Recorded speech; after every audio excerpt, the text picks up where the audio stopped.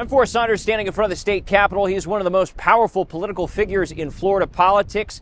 Chief of Staff James Othmeyer.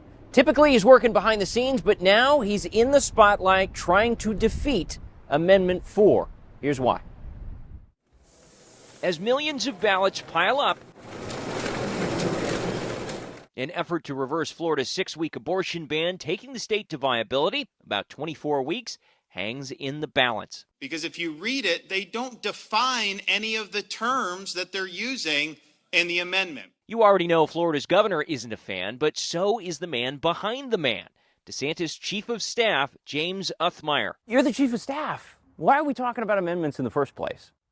Well, when it comes to defending Florida's laws, Florida's well-being, this is not a new thing. Administrations for generations past have fought to defend state laws and oppose amendments that we believe are going to hurt our way of life. Typically spotlight averse, Othmeyer now under it, joining a slate of state officials against Amendment 4, the First Lady, the Surgeon General, ACA Secretary, and others. It would invalidate every law that's seeking to protect women and children in the context of abortion. Their argument boils down to A4 being too vague, making it too dangerous.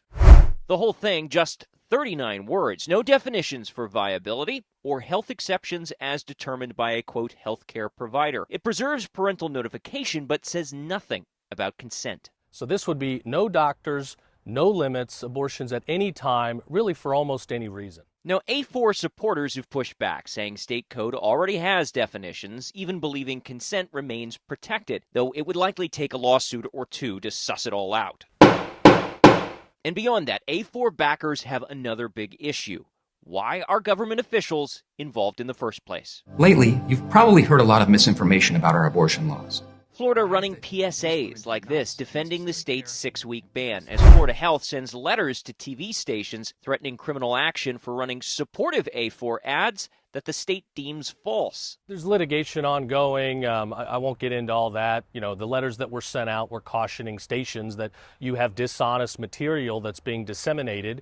The state's health department does, again, have a duty to protect people from misinformation that could endanger women. A federal judge recently ordered those letters to stop, though critics say they won't stop condemning them. Now, I'm going to summarize your position on that, which I think is that's bull.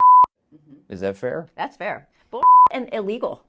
I mean, I have never in my not only life in politics, but also my studying of politics before, have I seen such government overreach, such usage of government resources. I think John Morgan put it best. They're stealing our money. Chair of the Florida Democrats, Nikki Fried, among the loudest voices backing A4. Yes, R4! My body, my choice! She thinks voters are frustrated with the state's current law and ready for change, even if the governor's office leverages its influence without a backstop. If the judges won't do it, if the state attorneys won't do it, if fellow Republicans won't do it, if the legislature won't do it, then the people need to do it. Come be part of this coalition that we are building. Restore true democracy here in our state, because if we stay home, then you're giving them the green light to continue doing this. But polling remains mixed for the 60% threshold needed.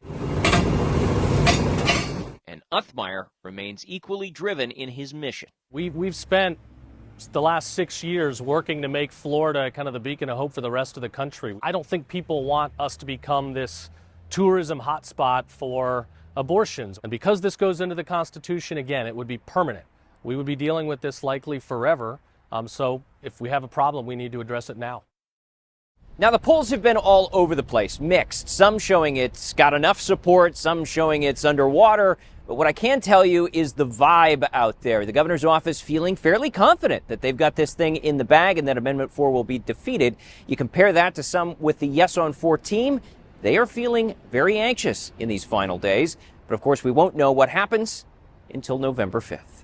That's the latest out here at the state capitol. I'm Forrest Saunders reporting.